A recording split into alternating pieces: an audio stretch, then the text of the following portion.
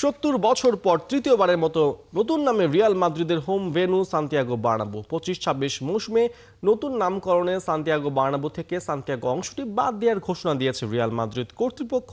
জীবন আমার গেল মিছে with cute lemon soap.